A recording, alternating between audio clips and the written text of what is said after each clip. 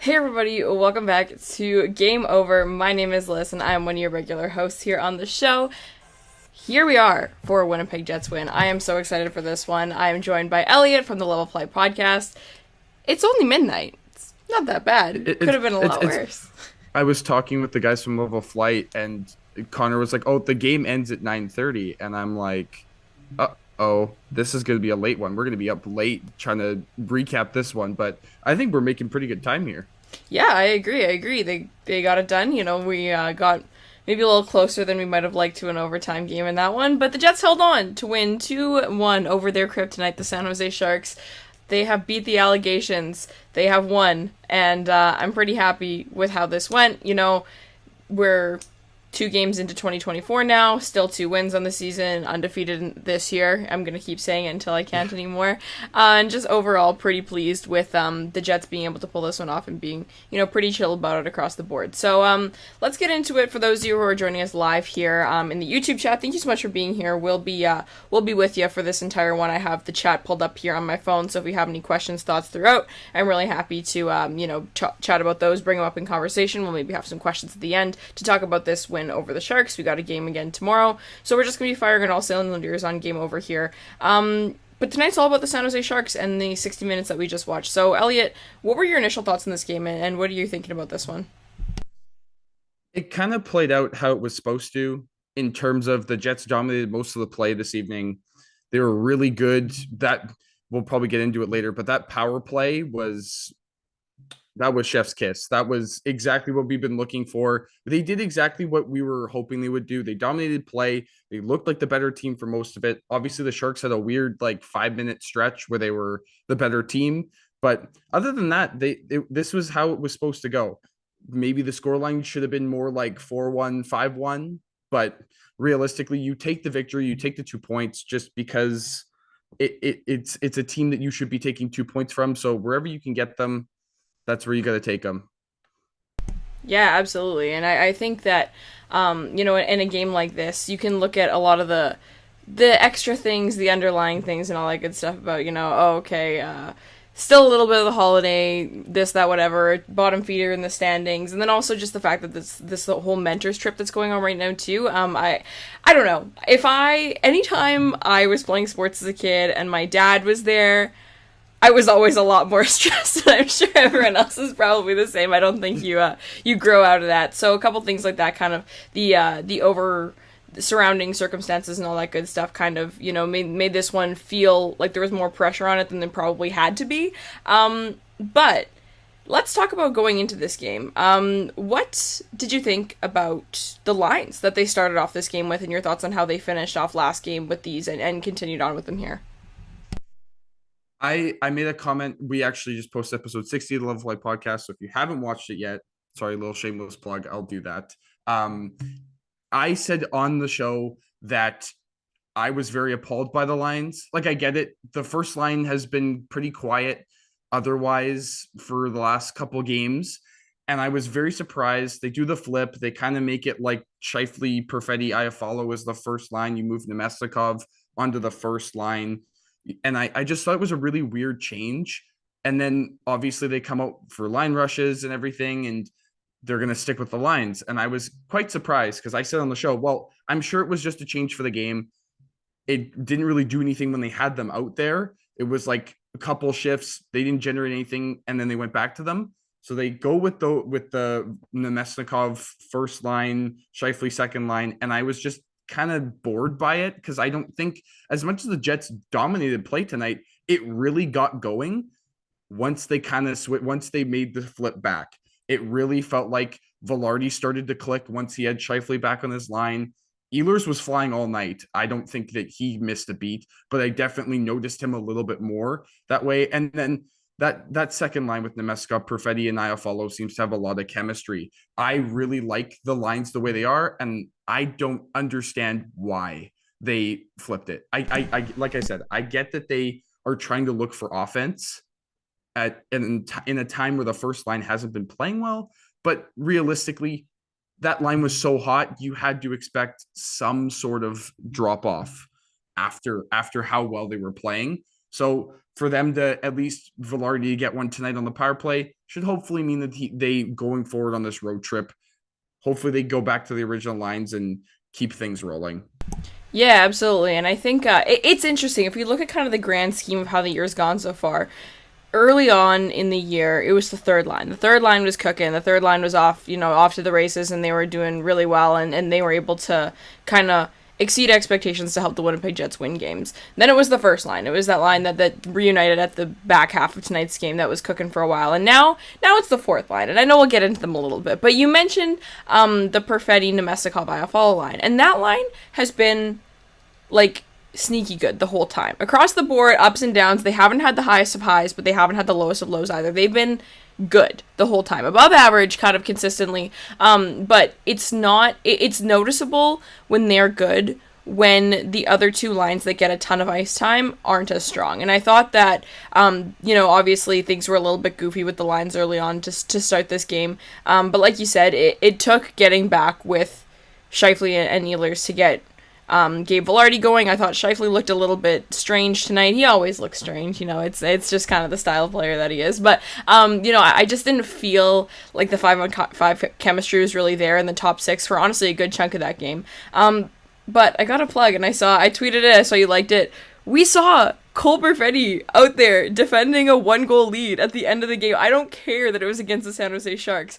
This is what we have been waiting for. And I think we're starting to see a little bit more trust being developed in that second line that's really our third line and all that conversation bit. And I saw there was a stat card that got pulled up, and someone's like, Rick Bowness found the secret sauce, which is sheltering Vlad Nemestikov just a scooch to get ultimate results out of him. And I think that's really what we're seeing from them. But Alex Iafallo and Cole Perfetti, and Mark Scheifele is not a pairing that I long to see again. I'm good without them. But right now, you are a big proponent for keeping the top six the way that we finished this game, you said, right? Oh, 1,000%. Okay. Do not I don't like we had this issue last year with Rick Bowness. I don't understand why he, as soon as something stops working, he feels like, oh my God, I have to make a change. Now, it seems to be this year he's really only liking to mix up the top six. He is very much happy with the bottom six. I also don't know, other than Morgan Barron, you really can't pull anybody off the fourth line further up in the lineup. They just don't fit. I get the whole, you've got three lines that can kind of move up and down wherever you need them. And I'm okay with that at times. But when the first line and the top six in general, I will say, has been as hot and playing as well as they have been over the course of this was game 38 or 39? Honestly, I don't even know. we're close. We'll just say first half of the season. You really don't want to touch anything. I don't get, it's a very knee-jerk reaction thing to do. And I get it. He wants to keep the good momentum going. He wants to keep everything flowing. But it's the way of sports. You're not gonna, I was talking to people over the Christmas break, and people were asking me, oh, is Velarde going to keep this going? I said, if Velarde keeps this going, I think we're having a different conversation about how good of a player he is, right? You can't keep up 13 points and that's Vancouver Canucks luck there. That's not sustainable. No, it's not sustainable at all. So you have to expect they're going to go a couple of games without scoring. So it doesn't mean you need to make any changes. Yeah, you know what, and that's fair, and I think that is the kind of, panic button that we need to avoid pushing as Jets fans, where it's you get so used to that luxury of what that line was doing for a couple of games, you're like, they can never be stopped, and then they're simply stopped, and you're like, uh-oh, is the world on fire? And it's not. But that kind of is a similar, kind of leads into a conversation piece that I wanted to bring up about this game specifically, and the whole idea of the panic button and the luxury that we get used to as Jets fans. And, listen, we've been without Kyle Connor for about a month now, and the Jets have looked really good in that month. And it's not that they are bad because of Kyle Connor. I would never say that in a million years, but I have a lot of thoughts about that player and how losing him from the lineup forces them to make some decisions and put some people with people that they may be more optimally suited to play with anyway, and all that good stuff. And also just the fact that he isn't necessarily the world's greatest play driver and all kinds of things. All that was to say, the Winnipeg Jets I knew wouldn't sink without him. I never would have thought that they would, have a point streak extending past 10 games without him. That's not what I would have guessed, but, I'm not going to complain. But all that's to say, this is a game where Kyle Connor would have been such a nice luxury to have more than other games. And what I mean by that is the San Jose Sharks are an interesting team, and they play really tight five-man defense in their own zone. And what that does is it gives you, the opportunity for the Jets to really work the puck around in the offensive zone. They had a lot of movement around the perimeter. They were really able to move the puck. I think I counted maybe 3 times that they pulled off full ozone changes. Like, this was a game where they could really manage the puck in the opposing zone. But it's because San Jose was so tight to the middle, which made it hard to shoot properly. And that's a game where a goal or two, just from a guy who can shoot the lights out of the place, would have helped them so much. What did you think of the Jets' 5-on-5 play tonight and kind of some of the offense they were able to create, but some of the offense they also weren't able to create? Yeah, it was a little interesting tonight because, like you said, it would be really nice to have a proper finisher out there tonight to like put the puck in the back of the net a couple times, right?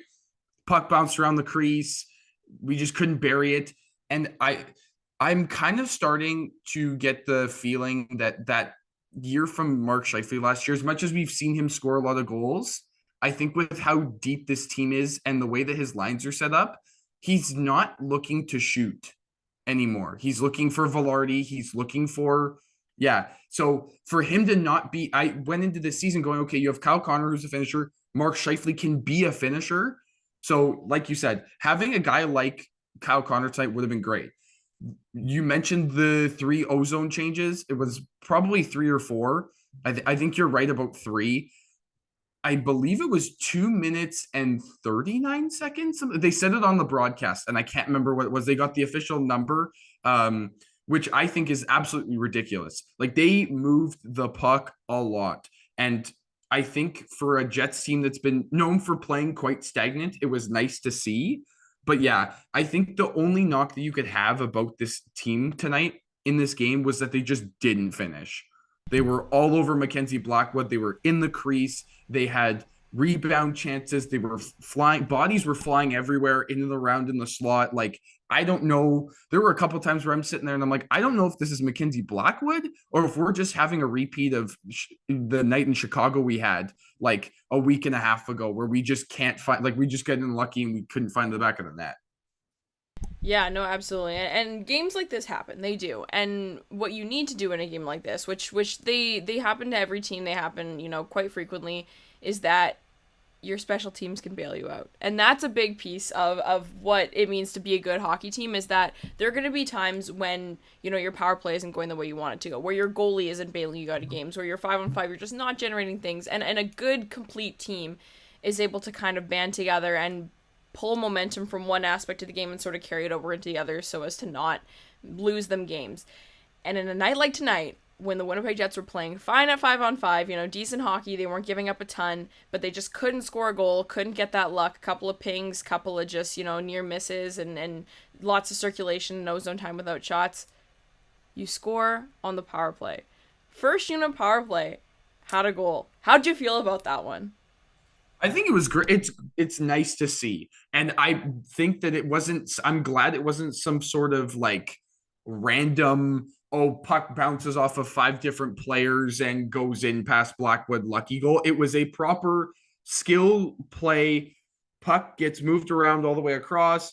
Ehlers then goes cross crease right to Gabe Velarde, he is on top of, like, he was literally on top of Mackenzie Blackwood. Like, he was right on top of him. There was no way he was going to miss, and he buried it. And it was just, I kind of had this little sigh of relief because I went, oh, finally, if this continues, this might get the ball going, and it might mean that we can stop talking about the Winnipeg Jets having a bad power play. And it would be really nice because, again, the guys that I talked about on the show that got posted today, all Jets need to do is have a league average power play. And this team has the highest ceiling. They are so good at 5-on-5. They just need either the penalty kill to become above average or average, and the power play to just convert when they need it to. If it becomes a quote unquote situational power play where they're 0 for 3 on the night, but when they really need to score, they find the back of the net, I'm okay with that. They just need to find a way to finish chances. And I guess that kind of goes for the theme of this game. They found a way to finish when they absolutely needed to. when they had all the momentum.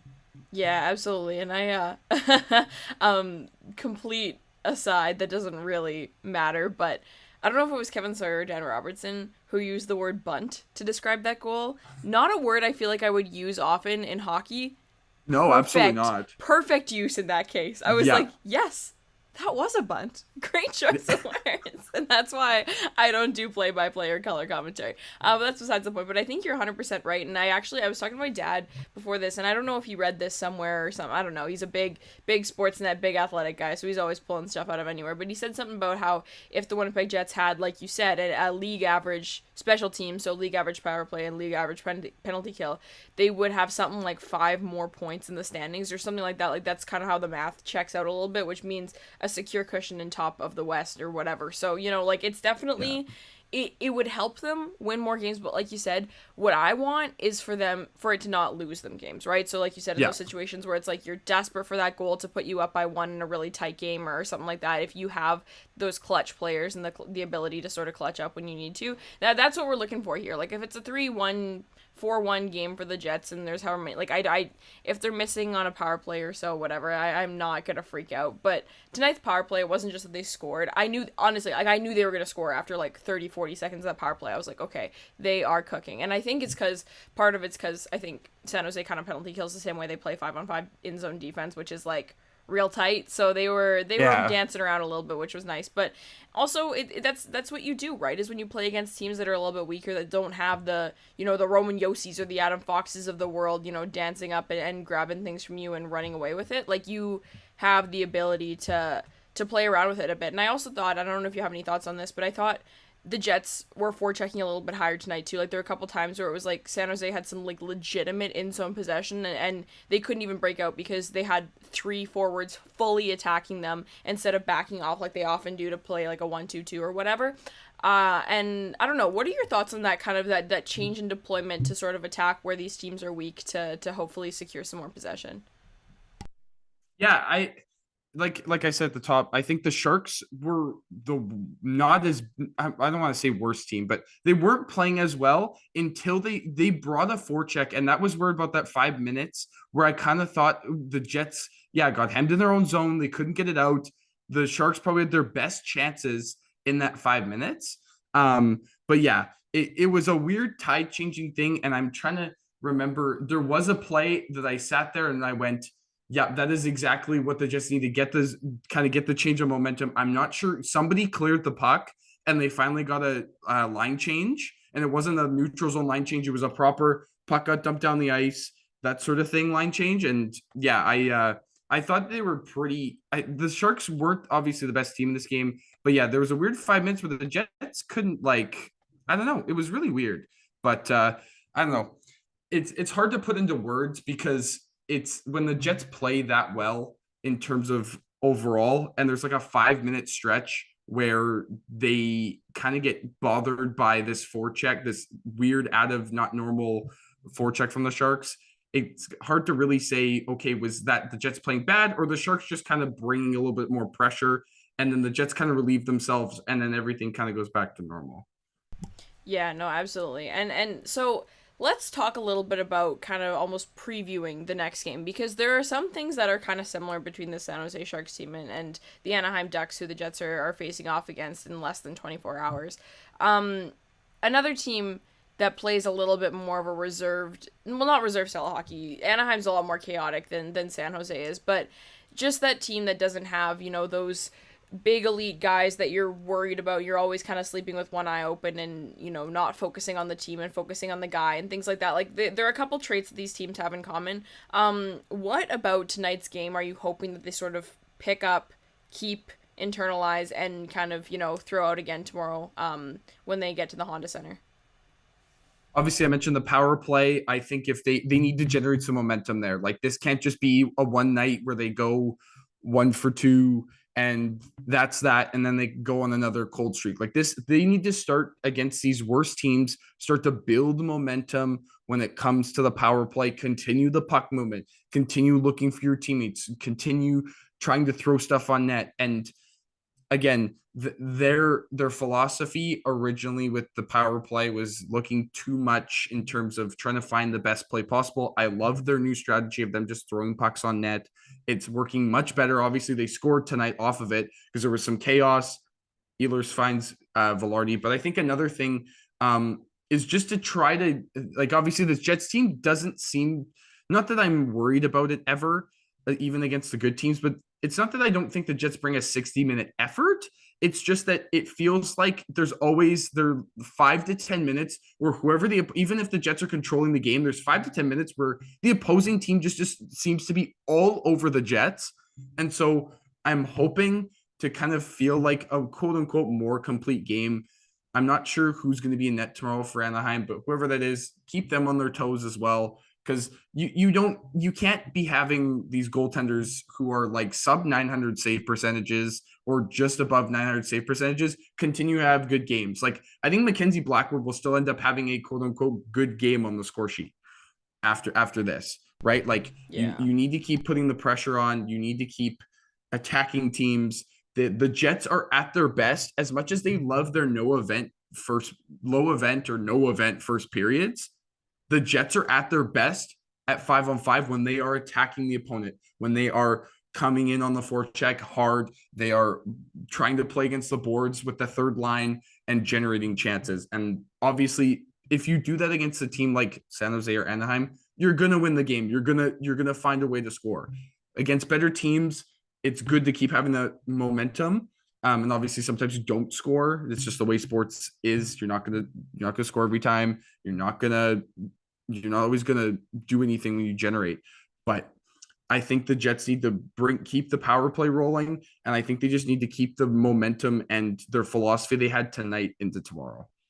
Yeah, absolutely. And I remember, we've had some woes with the Jets like third period and stuff like that before. Right now, where it's second period woes that I feel like is kind of plaguing this team right now. And like you said, it's never full periods either. It's just like there were small stretches, and I was so glad that in this game at the beginning of that third period, that actually when Adam Lowry drew the penalty where they scored on the ensuing power play. Like, that was a Pierre-Luc Dubois-style play there, okay? And I will name drop because that's exactly what he did. Like, just finding a little bit of that neutral ice and breaking... And any defender is taking a penalty in a situation like that, right? Like, that was, like, a full shoulder-down effort, whatever. And, like, just little things like that can really help kind of bring that momentum back on your side when you're just kind of pushing towards the net. And like you said, I'm a big fan of that sort of mentality of the just pucks on, because in a lot of situations, like, for example, the second line, and I think that's why the second line is as successful as they are, ignoring the Vlad Nemestikov absolute snipe from last game, that's not a team that or a line, pardon me, that has really elite shooting talent on it. So just chuck pucks, towards the goaltender and try and, bang away at a couple of things, crash the net and all that good stuff. And against a goalie like Mackenzie Blackwood, and like you said, those sort of sub or floating around 900 goalies, like, you're more likely to get some luck there than just firing from the slots or the corners and missing the net by 6 feet, right? And I guess that's not really dependent on the goalie. That's just how hockey works. But you have a little bit more luxury when you have a shooter like a Mark Scheifele or a Kyle Connor who is able to pick those corners possibly a little bit better and things like that. So I think finding the stylistic play that works best for the line that's on the ice at the time, not changing up anything too crazy, but just letting them play the type of hockey that they should be playing is where it's at. And I think that the Winnipeg Jets are slowly kind of creeping towards that sort of style of play here. So just to kind of look at the chat here, we have, 26 people watching right now, which is amazing. I know it's late, it's almost 12:30, so thank you so much, everyone, for being here. See Avery, Lucas, Connor, Jeff. We have a bunch of people in the chat here, so thank you so much, guys. Make sure you're liking the stream, and make sure you go to bed and then wake up late so that you can stay up late for tomorrow, because we're doing this all again tomorrow. But this win against the San Jose Sharks puts the Jets, Julian mentioned earlier in the chat that the Winnipeg Jets haven't gone pointless since November 30th. Kind of a wagon right now, and I kind of want to just finish off the show by just talking a little bit big picture, Elliott, and tell me a little bit about why you think this Winnipeg Jets team is as good as they are, and how this month of December has sort of shown their true colors in the most positive way that we've seen in quite some time. It all comes down to the 5-on-5 play. This team is elite at 5-on-5 play. It is the only reason why, and they've been generally pretty good about staying out of the box. Obviously, they've been having their issues like we've talked about with the power play, but it's the 5-on-5 play that has made them so good. And it's been that all four lines are rolling. Like you said earlier in the show, it was the third line that started this year off super on fuego. They were unreal. Then it was the first line. It was Ehlers, Velarde, Scheifele. And then recently, and I want to make sure that I say this because I've been his biggest advocate for the longest time. I am so glad that Morgan Barron seems to be turning a corner. And I really think that he's driving that fourth line. He is the common out of everybody that has played on that fourth line, he is the common denominator, right? They've had Jonsson Fialpi, now Toninado's drawn into the lineup. Like he's had so many different line mates. And even though he's been that fourth line right now is on a heater, like I think I'm not sure. I actually didn't check before we started if Tony Nato got credit for an assist on the Barron goal. I believe he probably didn't. Or did he? Today's? Yes. Keep talking. I'll let you know. Okay. Just because obviously that's something you got to mention. That's 5 points in 5 games then for Tony Nato if he got an assist, right? But Barron seems to be the common denominator. And he's rolling, and the Jets are rolling just every single line. It goes back to even again, you mentioned the three ozone changes were unreal. Like, and that was all three of those lines, or there was 2 of them in that one possession that for the 2 minutes and 30 seconds, all players that were out on the ice at that time were all rolling. They were moving the puck. They were getting chances. They were all over the Sharks, and they have done that to a couple. And they haven't done it to that level of like to that extent to any of the good teams, but we've seen flashes of it where they keep a good team in the defensive zone for a while. They get them tired. They keep generating chances. Maybe the puck gets flipped out or whatever. But other than that, like this Jets team is a wagon because they have 4 lines rolling. D pairs are playing well. Sandberg's one of the best defensive defensemen, like analytically in the entire league. I thought Neil Pionk had an underrated, really good defensive game tonight. I've noticed him a lot more defensively recently than him doing really anything on the other side of the rink. But like the team is glued right now. They're glued together. They're playing for one another. And I mentioned it today on the show, or I guess yesterday when we recorded, but got released today, that they're playing with confidence. And I think that is the biggest thing.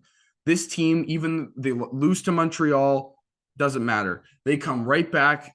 They roll over their following opponent. They obviously lose to Chicago. Doesn't matter. They roll over their next opponent. Like it doesn't matter right now who they're playing.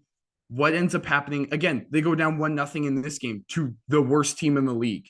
Nope, doesn't matter. Barron, literally minute and a half later, 2 minutes, finds the back of the net. They find a way to win the game. Like this team is just playing with so much confidence. Also helps that you have the best goaltender in the league on your side as well. But other than that, like I really think it comes down to the 5-on-5 play.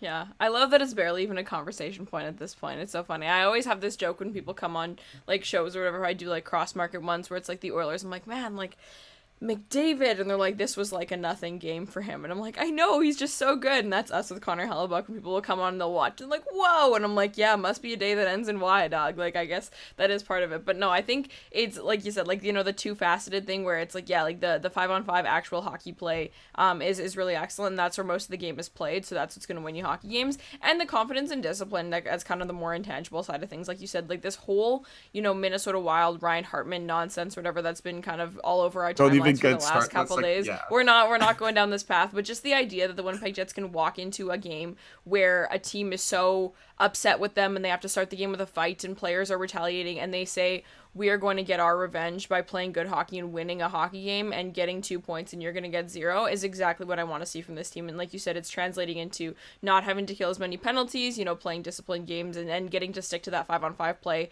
that helps them win hockey games, and then just getting to continue to play with that confidence that you mentioned. I think it's really huge to have both of those pieces kind of working in conjunction with each other to, you know, contribute to what we're all calling everyone in the chat and what we're saying right now, is an absolute wagon.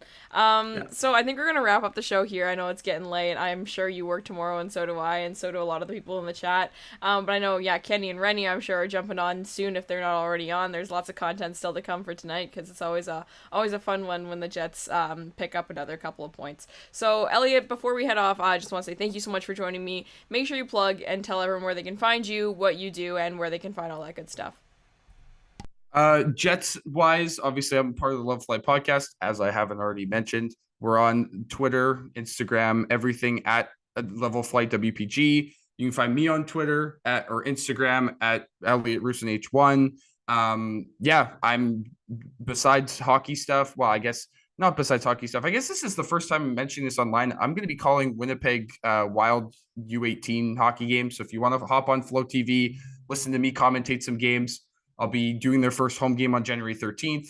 And then if you're just a sports fan in general, I do some basketball stuff, post some Sea Bears content over the summer, doing some basketball recruiting stuff now during the year. So yeah, that's really about it. So yeah, thank you for having me on. I really appreciate it. It was lots of fun. And hopefully we get another 2 points tomorrow night. Yeah, absolutely, and I'll have a couple more guests on the docket for a couple more games coming up. I think I was doing a quick little calculation. I think this is like tomorrow will have been like 6 games in 9 days or something like that for the Jets, so a very busy stretch for them, but lots more to come. I'm gonna have your wonderful co-host Brian joining me on the show next week, I believe, for the Columbus Blue Jackets game or one of those fun ones coming up. So lots of good guests coming up. I'll be here. I think Brady is going to like Mexico or something like that, so I have like 9 games in a row, so make sure you guys check in. We'll start getting more delirious as the games progress, so you're not going to want to miss that. You can follow me on Twitter at LYSSHOUDE, Lyss Houde. Follow SDPN Sports to see all the good stuff. They're going to be doing some coverage of tomorrow's World Junior gold medal game, Sweden versus US. For Jets fans, it's kind of a win-win sitch because either 2 prospects in Solomonson and Wagner coming home with gold, or Record McGroarty, captain of the Americans. So when Canada's out, it's pretty much the best case scenario that you could ask for. So hopefully everyone's going to be, working from home and able to have that one on in the background. So make sure you guys don't miss out on any of that content and all that good stuff over here at SDPN. Elliott, thank you so much again for joining me. Have yourselves a wonderful night, everyone here in the chat. If you're listening back tomorrow, I don't blame you. It was a late one, but hopefully we'll see you for the fun Friday night game against the Anaheim Ducks. And I hope no one does anything too crazy to Ryan Strome to turn it into a bloodbath, even though... Yeah, but we're going to see how tomorrow goes. Yeah. I think we learned our lesson from the Minnesota Wild game. We're not going to want to do anything too crazy there, but only time will tell. But Ryan Strome, I will be thinking of you, and I haven't forgiven you. So take care, everybody, and we'll see you next time.